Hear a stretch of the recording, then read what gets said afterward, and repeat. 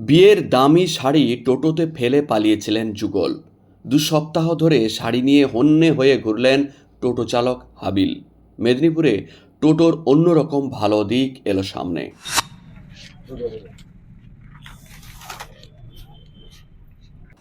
বিয়ের জন্য মেদিনীপুর শহর থেকে দামি শাড়ি কিনে সপরিবারে আনন্দে বাড়ি ফিরছিলেন যুগল, কিন্তু দোকান থেকে ফেরার পথে কেনা শাড়ি টোটোতে ভুলে ছেড়ে গিয়েছিলেন তারা। টোটো চালকও না দেখে যাত্রী নিয়ে বেরিয়ে গিয়েছিলেন। অন্যদিকে বিয়ের শাড়ি হারানো অমঙ্গলে মনে হয়েছিল। সকলেই চিন্তায় ছিলেন। খুঁতখুঁতে মনোভাব নিয়ে তারা হন্যে হয়ে ঘুরছিলেন সেই টোটোকে খুঁজে বা সেই শাড়ির খোঁজে। যুগলে মেদিনীপুর শহরে হন্যে হয়ে ঘুরে অনেক খুঁজেও সেই টোটো চালকের সন্ধান পাননি।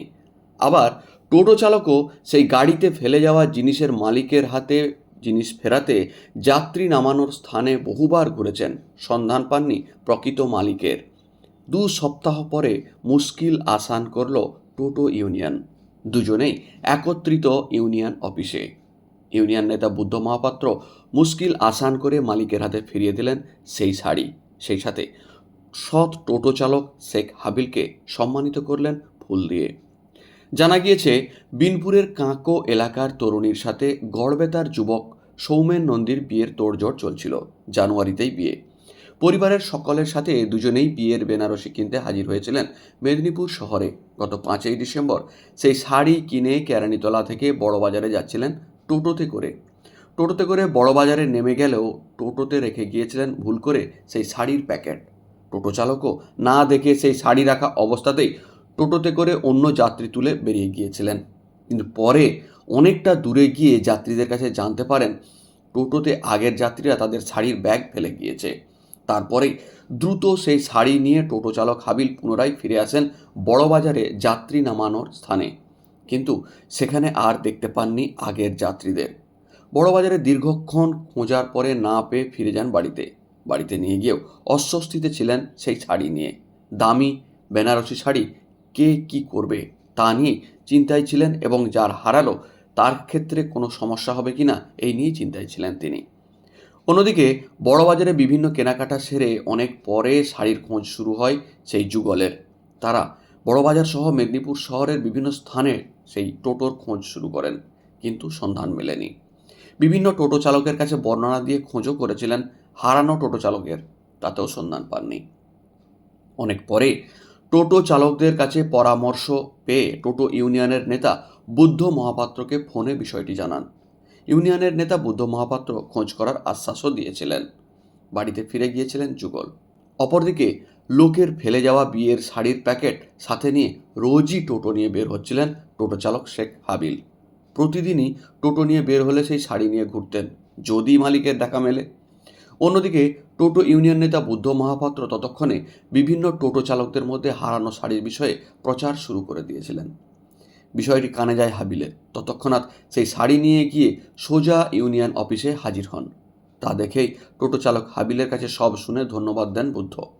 সাথে সাথেই ফোন করা হয় যুগলদের, জানিয়ে দেন শাড়ি পাওয়া গিয়েছে। অস্বস্তি কাটিয়ে হাসি মুখে যুগল হাজির হয় মেদিনীপুর শহরের সেই টোটো ইউনিয়ন অফিসে। বৃহস্পতিবার সন্ধ্যায় টোটো চালককে সেই সততার জন্য ফুল দিয়ে সংবর্ধিত করে যুগলের হাতে তুলে দেন শাড়ি। ধন্যবাদ জানান সকলেই। আমরা ওই 5 তারিখ, 5 তারিখ হ্যাঁ বিয়ে আছে জানুয়ারিতে, তার জন্য হ্যাঁ তার জন্য আমরা বাড়ির সবাই আর আমরা দুজনেই এসেছিলাম আর কি জিনিস কিনতে। হ্যাঁ, তারপরে ওই জিনিস কিনে তারপরে আমরা মানে দিদি জামাইবাবুরা চলে এসেছিলাম। আমরা একটু বাজার আর একটু বিয়ের বাজার করবো বলে বড় বাজার যাবো বলে তারপরে ওই বাটার শোরুমের সামনে দাঁড়িয়েছিলাম। দিয়ে দাদা টোটোকে বলেছিলাম আর কি। দিয়ে তারপরে আমরা কোনো কারণে ঘুরে এসলাম ব্যাগটা নিতে আর কি। দিয়ে তারপরে আমরা টোটো ইউনিয়নে এসেছিলাম। একটা অন্য দাদাকে আবার বড় বাজারে দেখা হয়েছিল, বললাম, তিনিই বললেন যে তাহলে আপনারা টোটো ইউনিয়নে যান, ওইখানে পেয়ে যাবেন, যদি কেউ পেয়ে থাকে জমা দেবে। দিয়ে তারপরে সেদিন ছিল না, এখানে বন্ধ ছিল আর কি। তারপরে আমরা ফোন নাম্বারে আর কি এই দাদা দিয়েছিলেন, দিয়ে মানে দাদা মানে খুবই ভালো, মানে কিছু বলার নেই। বারবার ফোন করেছি, বারবার, মানে এমন কখনো হয়নি যে ফোন ধরেনি বা কিছু বলেনি। সব সময় ফোন ধরে মানে কখন কি পাবো না পাবো, কি কাজ হচ্ছে ওটার ব্যাপারে সব মানে বলেছে। আর খুবই হেল্পফুল, মানে দাদা এত ভালো, আমি মানে এখনের যে যুগে যে এরকম মানে কাউকে পাওয়া যায়, দাদা না হলে বুঝতে পারতাম না। এটা শাড়িটা কত দাম ছিল?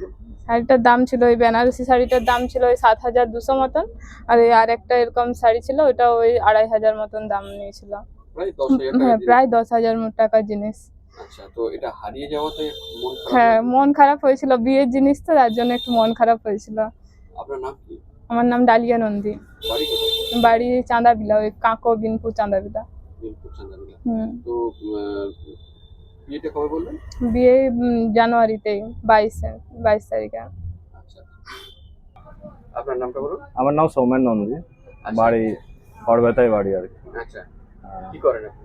আমি প্রাইভেট সেক্টরে জব করি আর কি। আচ্ছা, কি তারপরে এটা হারিয়ে যাওয়াতে হারিয়ে যাওয়া তো খারাপ তো লেগেছিল, কারণ দামটার জন্য না, মেনলি বিয়ের জিনিস। তারপরে সবাই মিলে এসেছিলাম, ছোট ভাগনাও এসেছিল, যে কোনোদিন বাড়ি থেকে ঠান্ডার জন্য বেরোয় না, তাকেও নিয়ে এসেছিল। সবাই মিলে একসাথে হই হুল্লোড় করে জিনিসটা কিনেছিলাম আর কি। এবারে বিয়ের জিনিস যখন সবাই শুনলো যে এরকম হয়ে গেছে, সবারই মনে তো একটু আঘাত তো আসবেই, যে কোনো বাধা আসছে নাকি, এই জন্য কোনো বাধা পড়বে নাকি, সেই জন্য একটু খারাপ লেগেছিল আর কি। তাহলে দাদা প্রচুর হেল্প করেছেন। দাদাকে যতবার সত্যি, আমরা তো আশা ছেড়েই দিয়েছিলাম যে এই জিনিসটা পাবো। আমরা ডেটও ঠিক করেছিলাম যে কিছুদিনের মধ্যে আমরা আবার শাড়ি কিনতে আসবো আর কি, এখানেই আসবো ভেবেছিলাম। তার আগে দাদা আজকে সকালে কল করলেন, ও জানালেন যে শাড়িটা পাওয়া গেছে আর কি। অসংখ্য ধন্যবাদ দাদাকে। সেই জন্য মনের যে একটা খুঁতখুঁতে ভাবটা কাটলো? হ্যাঁ, সেটা তো অবশ্যই কেটেছে। আমার এখানে বাড়ির ফ্যামিলি, আমার ফ্যামিলি, ডালিয়ার ফ্যামিলি, সবার ফ্যামিলি এখনো খুবই আনন্দিত আছে, সবাই হাসি খুশি আছে। সবারই মনের মধ্যে একটা অন্যরকম একটা ফিলিংস আসছিল আর কি। হ্যাঁ, অনেক ধন্যবাদ। অনেক ধন্যবাদ জানাচ্ছি। আপনার নামটা বললেন? আমার নাম সৌমেন নন্দী। এবার টোটো চালকের অভিজ্ঞতা কি ছিল একবার শুনে নেওয়া যাক। এটাকে বাটার শোরুম থেকে তুলেছিল, তখন কটা বাজবে? হলো? 1:45 তুলেছিলাম। যাই হোক, ওখান থেকে বড় বাজারে ছেড়েছিল। বড় বাজারে ছেড়ে আমি চলে আসি। তলে থানাতে দুটো মেয়েকে আমাকে হাত দেখালো, পঞ্চুর থেকে যাবো। তো মেয়েটা বলছে দাদা কার ব্রেক রয়ে গেছে। আমি বলছি হাই রে, আমি যাদেরকে নিয়ে গেলাম ওদেরই রয়ে গেছে। তাহলে আমি বলছি তাহলে আপনারা একটু নামো, তাহলে আমি একটু ব্রেকটা দিয়ে চলে আসি। যে দেখছি দাদারা নাই, তো নাই বলতে আর আমি কিছু বুঝতে পারিনি। দেখা পেলে দিবে, আমি কখন দেখা পাবো, কবে দিব, বিয়ে ঘরের সামান আছে, আমি নিয়ে কি করবো? তো যাই হোক, কিছু তো করে না, কাকে ভেবে কাকে দিব আমি? আপনার নাম? হাবিল, শেখ হাবিল। এবার এই প্রসঙ্গে যাওয়া যাক, টোটো ইউনিয়নের নেতা বুদ্ধ মহাপাত্র কি জানালেন। বিষয়টা কাকতুলে কিন্তু খুব ইন্টারেস্টিং ব্যাপারটা হচ্ছে, আজকে আমাদের যে বোনটি আর ভাইটি বসে আছে, আমি সত্যি বলবো এদের রাজ্যটক, বিয়েটা আছে জানুয়ারি মাসে, এদের ভাগ্য ভালো এবং এদের দাম্পত্য জীবনে আরও ভাগ্য ভালো হবে। কারণটা কি, এরা যে জিনিসটা কিনতে এসেছিলো প্রায় গত 5 তারিখ, মানে আজ প্রায় 12 দিন হয়ে গেছে, 12 দিন 13 দিন মাথায়, 13 দিনের মাথায় যে জিনিসটা পেয়ে যাব। আমি ডালিয়া বোনকে বলেছিলাম যে তোমার বিয়ে জানুয়ারি মাসে, তোমার ডিসেম্বরের মধ্যেই তোমার দেখবে জিনিসটা ঠিক পাওয়া যাবে। সত্যি আজকে আমার হাবিবুর ভাইকে ধন্যবাদ জানাচ্ছি যে জিনিসটা আমাদের পাওয়া গেল। ওর আমাদের এই বিয়ের ব্যাপারে এত টাকাটা মূল্যবান নয়, যে জিনিসটা হারিয়ে গেলেও সেটার একটা মনের যে খটকা থাকে, সেই খটকা নিয়ে একটা কেমন একটা কিন্তু লাগে। যাই হোক, সেই খটকাটা আর রইল না। বিশেষ করে আজকে যখন আমি হাবিবুর ভাইকে জানতে পারলাম যে এর কাছে জিনিসটা আছে, আমি সঙ্গে সঙ্গে তৎক্ষণাৎ থেকে খবর দিই, ও অফিসেও আসে এবং যার ছবিটাও পর্যন্ত টোটোর মধ্যে ছবিটা ছিল, যে কিভাবে কি গেছিল সম্পূর্ণ তথ্য দিয়েছিল আমাকে। এ আসলে নিয়ে এবার ও বুঝতে পারছিল না কাকে দেব, কিভাবে রাখবো। আমি কিন্তু ঠিক আমার যে অফিসের যারা আছে, যারা অভিজিৎ, সিরাজ ভাই, ছোটো ভাই যারা এসছে, তাদের মাধ্যম দিয়ে সবাইকে চারদিকে খোঁজ খবর লাগিয়ে আজকে আমরা এই জিনিসটা ওনাদের হাতে পুনরুদ্ধার করতে পারলাম। পঞ্চুর চকে ছিল, পঞ্চুর চক থেকে খবর দিতে আমার অফিসে এসে জমা দেয় এবং এনাদেরকে ডেকে আজকে আমি ওনাদের হাতে আমি তুলে দিতে পেরে আমি খুশি হয়েছি। এবং আমার বোনের আগামী বিয়েতে যে তা আনন্দের সহিত কাটুক, ভাইও আনন্দের সহিত কাটুক, এই আমি আশা করব এবং সবাই ভালোভাবে কাটুক। আমরা মেদিনীপুর শহর টোটো চালক শ্রমিক বন্ধুর পক্ষ থেকে আমি একটা আবেদন জানাবো, প্যাসেঞ্জারের যারা আছেন, যারা গাড়িতে প্যাসেঞ্জারে মানে ওঠেন, অন্তত যখন টোটো গাড়িতে উঠবেন আপনি মূল্যবান জিনিস নিয়ে উঠুন বা না উঠুন, বা কোনো মূল্যবান যদি জিনিস থাকে বাইরের প্যাসেঞ্জারও এখানের, আপনারা দয়া করে সঙ্গে সঙ্গে টোটো ভাইদের ফোন নাম্বারটা নিয়ে নেবেন। হয়তো আপনি ভুলে রেখে দিয়ে গেছেন, ছেড়ে দিয়ে টোটো ভাইও দেখতে পেলো না আপনার জিনিসটা পড়ে আছে কিনা, তৎক্ষণ নেমে গেলে আপনি ফোনটা করতে পারেন আমার জিনিসটা রয়ে গেছে। যাই হোক, জিনিসটা যাতে পরের বারে না এরকম ঘটনা না ঘটে সেদিকেও খেয়াল রাখতে হবে, এবং টোটো ভাইদের যে তাদের দায়িত্ব কর্তব্য, তার দায়িত্ব কর্তব্য তাদের জায়গায় ঠিক রেখেছে, এটাই বলবো। আমার নাম বুদ্ধ মহাপাত্র, মেদিনীপুর শহর টোটো চালক শ্রমিক বন্ধুর চেয়ারম্যান।